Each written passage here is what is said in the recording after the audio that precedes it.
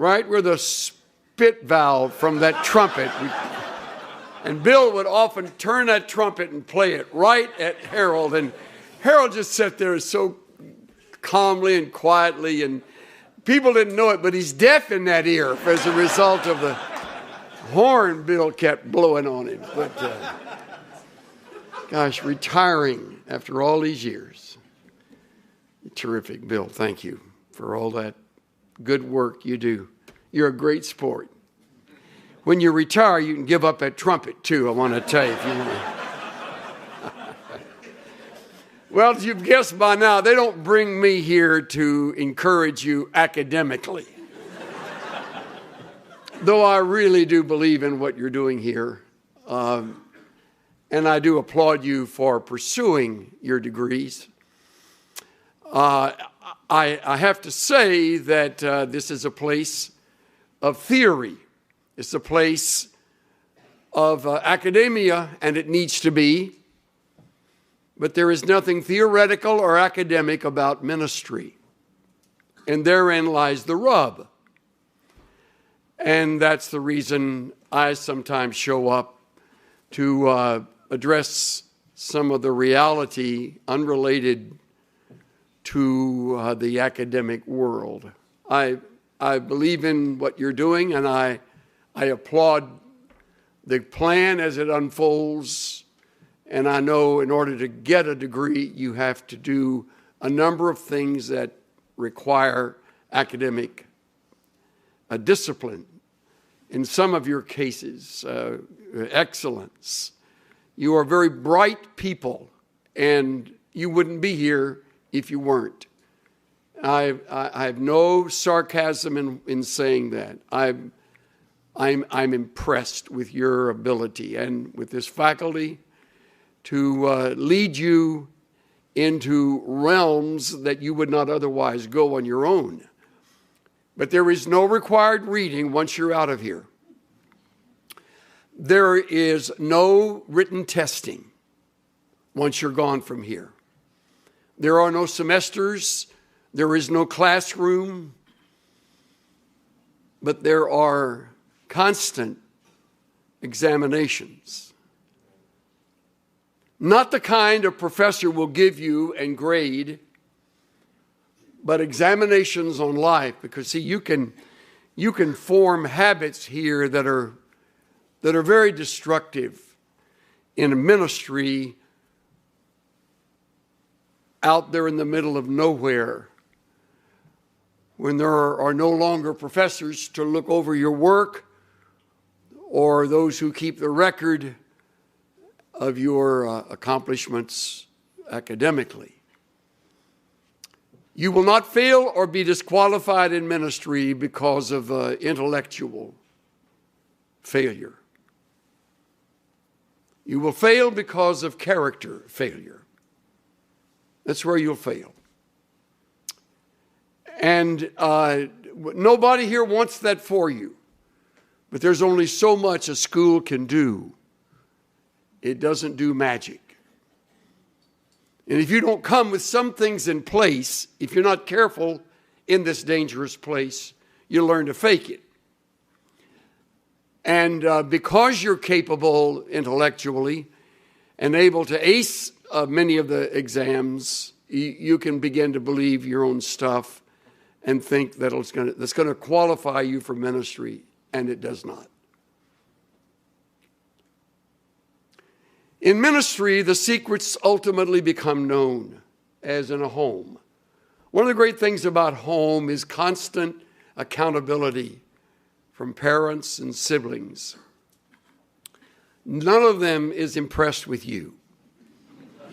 And you know that. When you go, prophets without honor, right there at home. That's why I always shudder when I go back to Houston. It was where most of my roots are, and I remember our band instructor, Eugene C. Strand, looking at me with shock when I went back to campus to visit. He said, "You're supposed to be in Alcatraz." That's a nice gathering of thoughts there. But when you are in ministry, the truth becomes known. It isn't long before folks notice that you're discourteous or selfish, or you are envious, or you're rude, or you lack forgiveness, or you don't do well as it relates to sharing the credit that another person really deserves. Which made me appreciate this little piece I came across a few years ago. It's a picture of an old lady that's got a face like about 8 miles of bad road in Mississippi. And it reads, in a trial, a southern small-town prosecuting attorney called his first witness, a grandmotherly, elderly woman, to take the stand. He approached her and asked, Mrs. Jones, do you know me? She responded with a shrug, well, yeah, I do know you, Mr. Williams. I've known you since you were a little boy, and frankly, you've been a big disappointment to me. You lie, you cheat on your wife, and you manipulate people.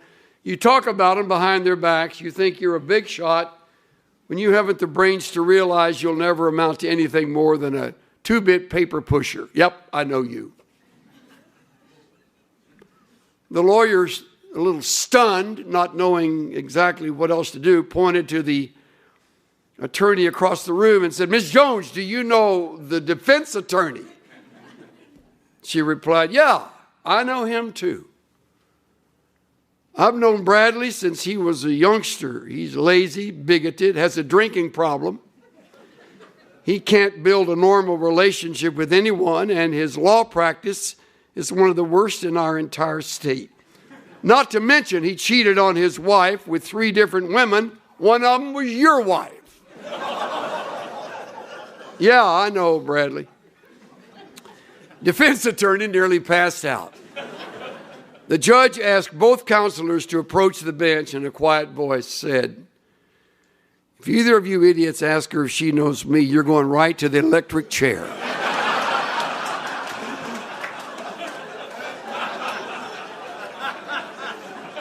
I like that. They get to know you in ministry, and they are not impressed. You're not there to make a great impression. You're there to exalt the Savior. They will be grateful to the end of their life that you help them understand His Word better, and that you modeled His truth as best you could, given your old nature and the things that mark you as a human being, because you carry all of that with you. All of that goes with you. All the bad habits you cultivated in college, you brought with you to seminary. And unless something rather significant happens, you'll only get better at covering them up rather than dealing with them, which is the benefit of being involved in spiritual formation. Nobody asked me to underscore the value of that. But you who are really, really bright and really academically gifted will tend to overlook that. You won't see that as very intellectually challenging. So you'll do what's required, and that's about it. You won't really throw yourself into it. When in fact, some of you really need serious attention to your character, because you're phony. Some of you more than others, all of us a little bit. And because that's true, I shudder a little when I think of your getting through here with great grades and a rotten attitude. Or maybe, put it a little nicer, just a selfish spirit. I care about that. I was sitting on a platform about to speak at a commencement for a Christian college, sitting next to a classmate of mine. Actually, he was a couple of years behind me, and we had gotten to know each other as I was finishing and he was starting here at school. And so we caught up on each other's life. It was great to be. That's one of the great things about the camaraderie of the graduates of our school. And he and I were talking, and it happened to be a commencement where they also gave the awards. Here at seminary, we do an awards chapel just before the commencement ceremony. I like that, dividing them up. But at that school, they gave awards the same day they graduated students, and it was a large class, about 300. And the young lady who won the academic award, she was valedictorian, 4.4, as I recall, graduating top of her class. When they called her name and to come up and get the award, the place just exploded. And I noticed my buddy sitting next to me wasn't applauding. And I leaned over and I said, you must know something nobody else knows. He said, kind of whispered this as everybody was fawning over her. He said, I wish we gave awards for great attitudes, because hers stinks. He said the tragedy, and he said all of this just in a few seconds of time. And I didn't know her, and I've not talked to him since. But he said, I deal with her. And she is very, very bright and very obnoxious. But we don't grade that. I wish we graded that at seminary. We sort of do in some classes, but most of them, the profs are really nice, and they'll courteously overlook your rudeness, your arrogance. Now, what does that have to do with what I've got to say today? That's a lot. I'm here to bring a little reality to your world, because that's my world. My world is a body of 11 elders to whom I am with whom I'm intimately accountable. We met just yesterday morning for 2.5 hours. Yeah, by the way, I didn't plan to say this, but I will add, I decided over the holidays that I would put together 8 commitments of my life for 2015. And I wrote them down, all 8. I typed them up, ran them off, took them to the meeting and gave them out to the guys. I said, I want all of you to hold me accountable. These are 8 areas where I feel my life needs attention, and I want to be better at it at the end of the year than I am at it right now. And I, in fact, read the commitments to. No one asked me to do that. They were very gracious and finest group of elders I've ever worked with in any church. One of them is Stan Toussaint, by the way. Man, I respect with every fiber of my being. And he had the courtesy to thank me for that after that. But I didn't do it to get thanks. I did it because I want them to know on the front end as the year starts that I, an 80-year-old pastor serving a church with a wide variety of ages and stages of people, I know that I can begin to slip. I know that I can get lazy. And I know that I can get away with things if for no other reason than my age or what little bit of reputation I've been able to build over the years. I don't want to do that. I don't want to get away with anything that is inappropriate and diminishes the glory of Christ and his role in my life and his work in my life. I have a long ways to go in areas like you do. So when I speak to you rather forcefully, as I have, I will always tell you the truth. I will never lie to you. And I will always address issues that are real issues. I don't make them up. Because you will be there when I'm dead and gone. And you will be there when no prof is there to correct a paper or to rearrange your thinking in an area where you're moving into error. That's why you can slip easily in ministry. If you're not accountable to those who hold your feet to the fire theologically. And if you don't read on your own, all your reading is dated. And so one of my commitments was to stay up on where we are, never forgetting that God is sovereign over it all. So I stand with you today as a fellow sinner, just a few more years in my life than you have, but the book that I love and from which I preach with all the passion I can muster is filled with very wise directives that I'm to take personally, regardless of achievements or academic accomplishment, as in your case, or what other people may think. I know myself too well to know that I could easily fake it. So can you.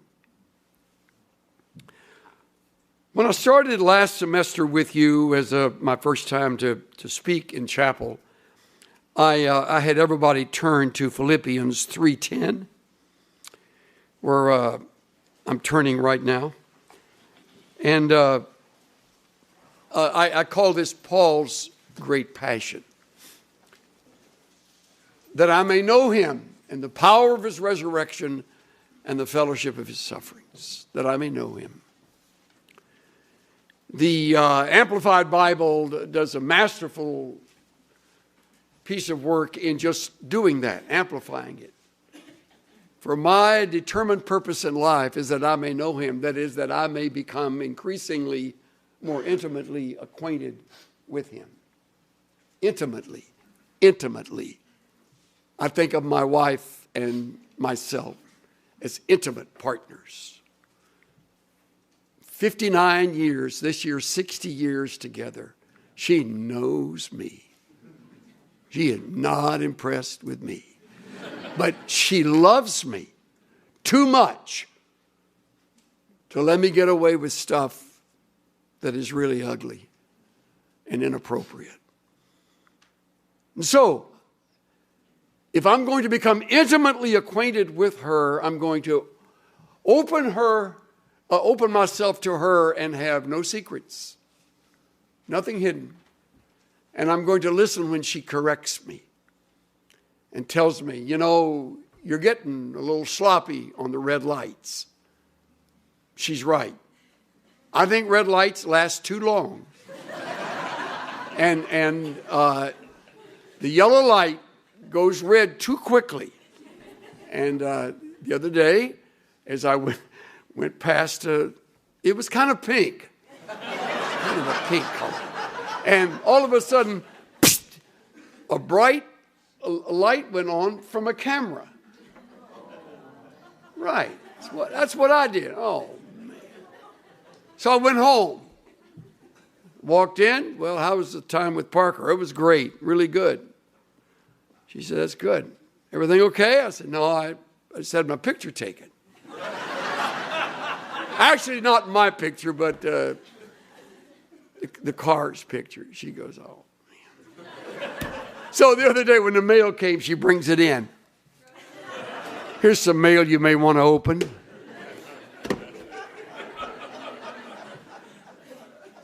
That I may know Christ so deeply and so intimately that I'm aware of the fact that I am impatient. And I don't keep that from you or anyone. I acknowledge it. I face it. I have nothing to lose by telling you that that is a weakness in my life. I will on occasion, unguarded moments, say to the Lord, just simple prayer. Just hurry up. Come on, Lord. I've been asking you this for the last hour. As if an hour is an infinite. But he doesn't run my life, like I want it run. So I adapt to him. It's called submission. or one of the disciplines of the godly life, surrender. And it doesn't come easily. If we are to become intimately acquainted with Him so that He really has the right to rule every part of our lives, then there's going to be a place where it's either my will or His will, and I have to learn to surrender. And so do you. I don't care how bright you are. I don't care how well you do at school. You fail to submit. You fight surrender. You're going to pay for it. You're going to make a fool of yourself. You're going to drive your kids away from you. And before long, you'll be grateful your mate is still with you because of the way you've been acting. See what I'm saying? This stuff at Dallas Seminary, as magnificent as it is, I don't know of a better place to train for ministry.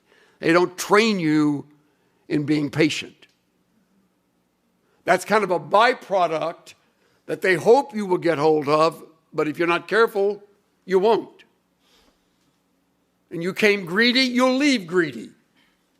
You came lustful, you'll leave lustful.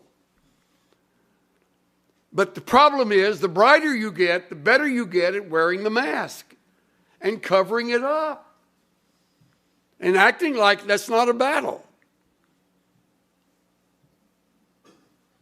Ministry will bring it out.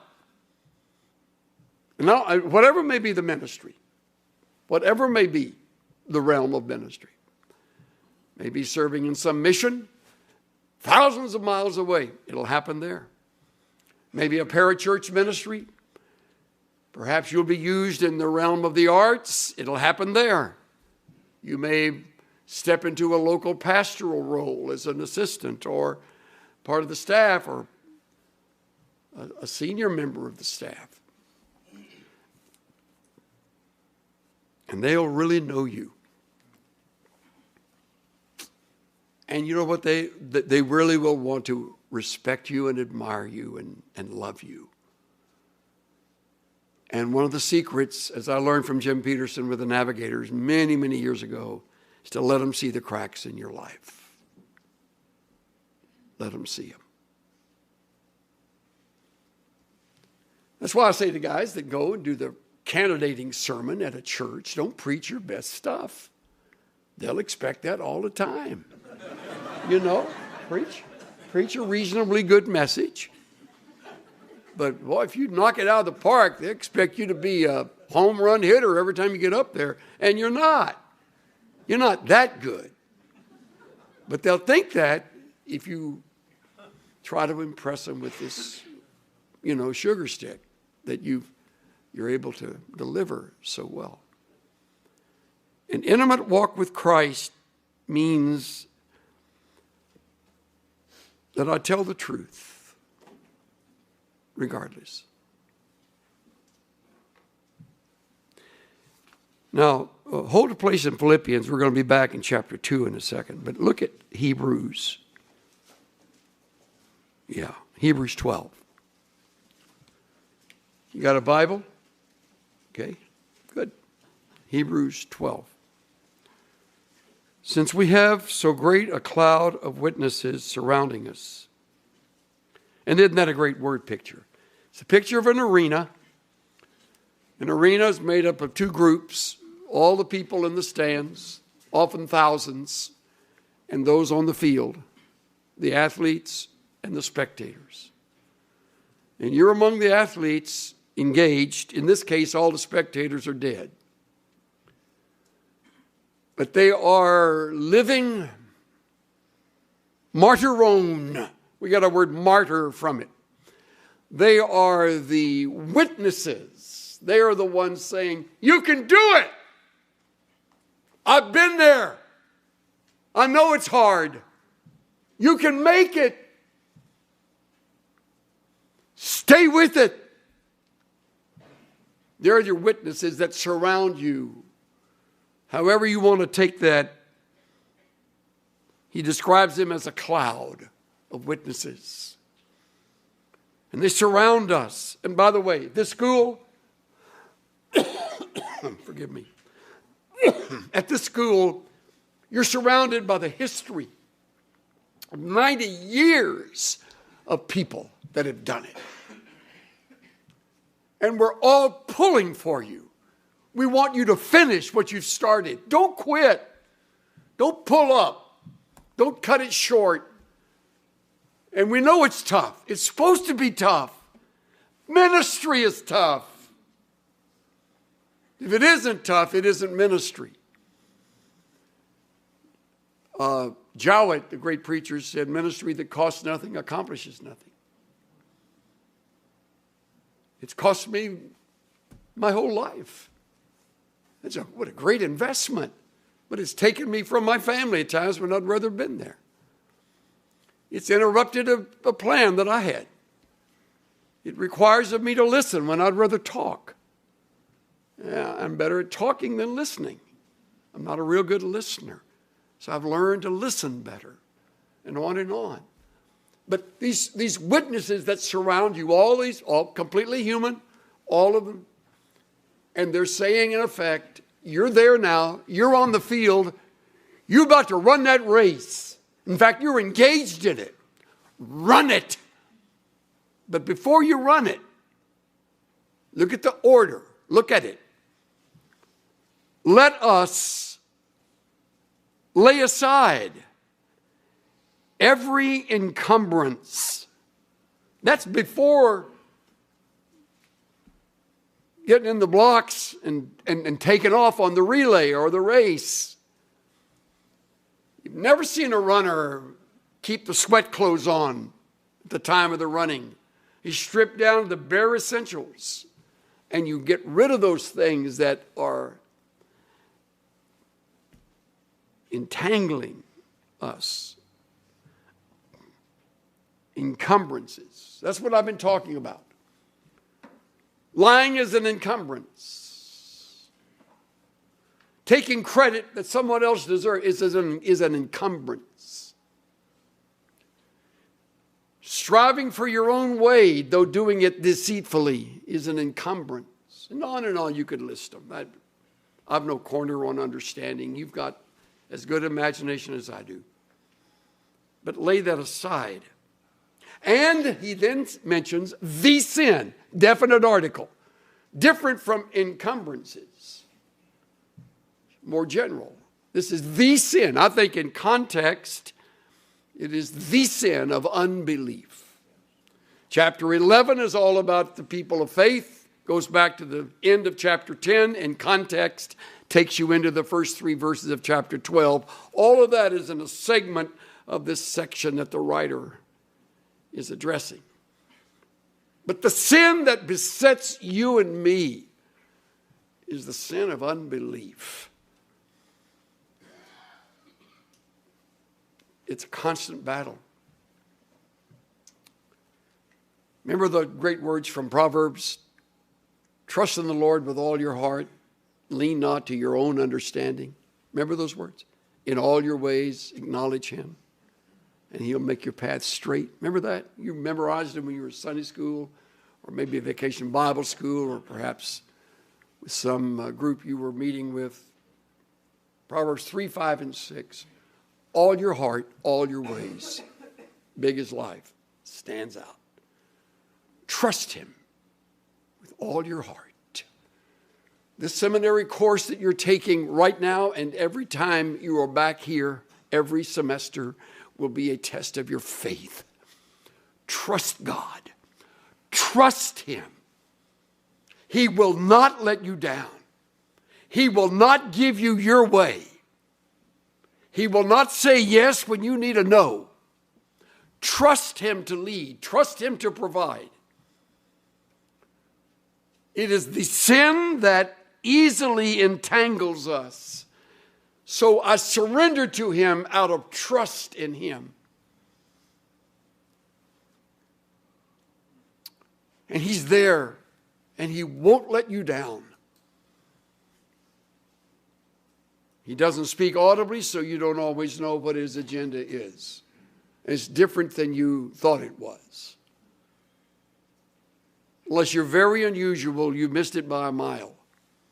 Because your training won't lead to where you think. It will lead to where He's planned.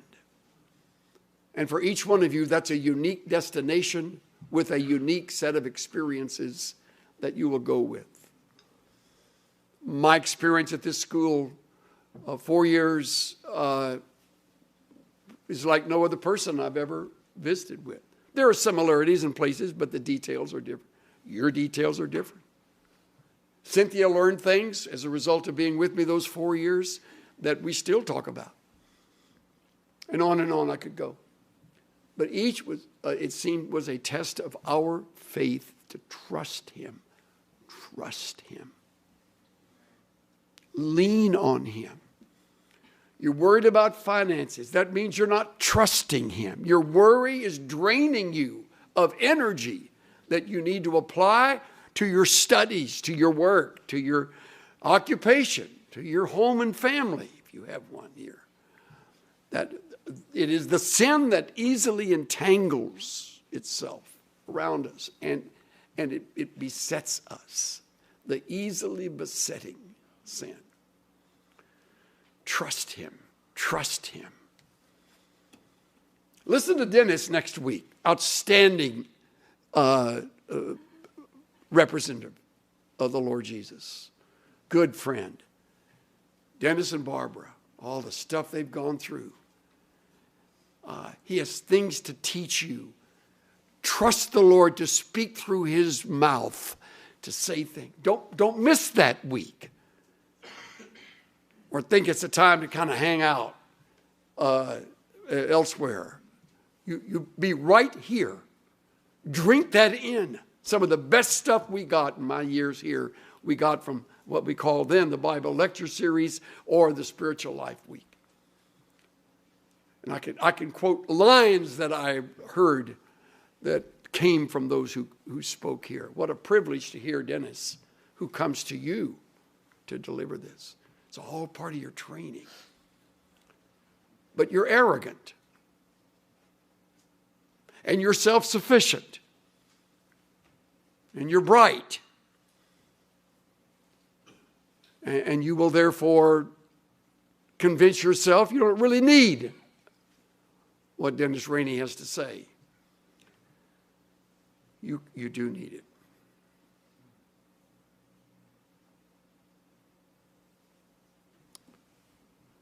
One more passage, okay? Philippians 2. This will eat your lunch. You think 3 got to you. Look at chapter 2. Talking about surrendering your will. Verse 3. Do nothing from selfishness or empty conceit. Now there's a mouthful and worth 3 sermons. Do nothing from selfishness or empty conceit, but with humility of mind. Look at this. This is for you, seminary students. This is for me, preacher. This is for you, faculty members. This is for you, administration. This is for all of y'all. Do nothing from selfishness or empty conceit, but with humility of mind, let each of you regard one another as more important than himself. That's a tough assignment. Doesn't mean just holding the door open so somebody else can walk in before you do. No, that's a courteous thing to do. There's a word borrowed from German for the pleasure we take in the disappointments and suffering of others. It's Schadenfreude. Schadenfreude is the basic principle behind 90% of reality TV. The opposite is a specific kind of jealousy. Listen to this. This is the story of your life in ministry, unless you're going to be really different. Being depressed by the good fortune of others. Envy is an ugly emotion and an even worse lifestyle. And it doesn't get any less ugly when you try to accessorize it as idealism, pretending that your jealousy is a sense of justice or fairness, for example. Unfortunately, it is the common lot of mankind not only to covet your neighbor's ass, I'm using the term biblically. He says it here. But also to be annoyed and irritable if he has an especially nice one. I learned this one afternoon in a hotel room in Washington, D.C. An acquaintance of mine had recently published a quite successful book and was getting both good reviews and healthy sales. As it happened, the author deserved all of this success because the book was well done, timely, and an important addition to the public debate. So I was depressed. A recent book of my own on a similar subject had not been nearly as successful. So watching the other author's celebrity was a bit like a root canal for my ego. My relative lack of success was in no way caused by the other author. And his success took nothing away from me, but I was nevertheless in a deep funk. I also had a decision to make. As it turned out, he was having a book signing party at a local Washington bookstore that evening. Should I go? The question made as much sense as, how would I like a hot, sharp stick poked in my eye? But I thought about it. Youth has its passion, but age has its bitterness. Whoa. And frankly, I didn't like the way it felt. First of all, it was pointless. What good did it do me to be depressed about someone else's success? It's one thing to be down about your own failure, although you shouldn't dwell on it. But what possible reason would you have to wallow in self-pity over someone else's good fortune? Isn't that a good question? More good stuff he writes, but that's one you're going to have to fight. I don't know of any sin more subtle or more famous in ministry than envy. You'll fight it constantly unless you're really a cut above. And if you are, I admire you. To applaud the success of a classmate, to graduate and to know what kind of a classmate he or she was, and then to see that success wash over them when you really may have studied harder or maybe even made better grades. But success doesn't come to you like it comes to her or to him, and you're going to fight that. That ugly envy will emerge again and again and again until you finally look yourself in the mirror and say, knock it off. What an ugly way to respond to this brother or this sister who deserves every bit of the accolades that she's receiving. Don't do anything from selfishness or empty conceit, but with the humility of mind, regard each as more important than himself. Don't merely look out for your own personal interests, but the interests of others. Practice that at DTS.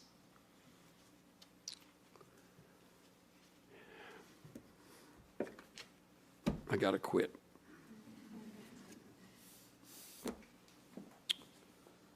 I wish before you leave you'd buy a copy of The Valley of Vision. This is a series of Puritan prayers. This is my second time through it. I've about worn this one out. I wore out another one, so you know it's worth reading. I read them from time to time. Very eloquent words that maybe sound dated but have a relevant ring to them. And I close with these words. I'm a shell full of dust, made anew by an unseen power of grace. Yet I'm no rare object of valuable price, but one who has nothing and is nothing, although chosen from thee, of thee from eternity, and born again. I'm deeply convinced of the evil and misery of my sinful state, of the vanity of creatures, but also of the sufficiency of Christ. Now listen closely. When thou wouldest guide me, I control myself. When thou wouldest be sovereign, I rule myself. When thou wouldest take care of me, I suffice myself. When I should depend on thy providings, I supply myself. When I should submit to thy providence, I follow my will. When I should study, love, honor, trust thee, I serve myself. I fault and correct thy laws to suit myself. Instead of thee, I look to man's approbation. I am by nature an idolater.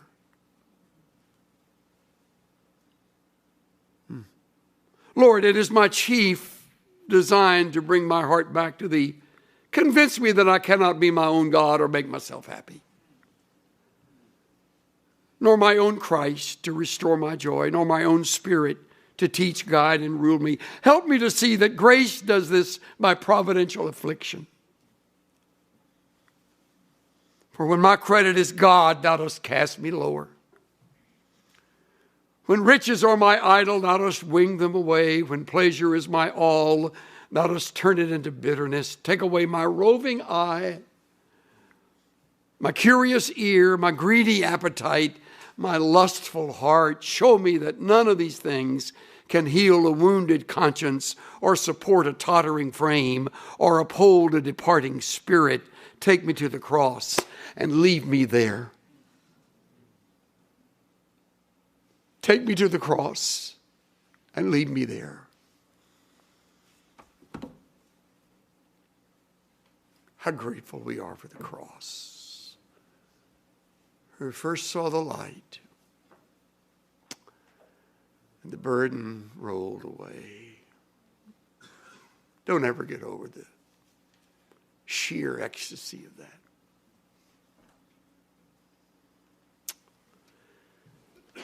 Lord, change is in order, and I'm first in line. After all these years of knowing you and walking with you, I'm just now learning some of these things. And I'm ashamed to admit that I'm like a juvenile in some of these things. I'm just learning them. And you've been faithful to work with me all these years. You've used 4 kids and 10 grandkids in my life. You've used affliction and confrontation from brothers and sisters. You've reproved me, and I'm just now getting it. Give me a few more years, Lord, to live it out. I'd like to show you how much you mean to me. Keep me at the cross, where change comes only from you. Change my heart. Change my motivation. Change my life. In the name of Jesus. Everybody said,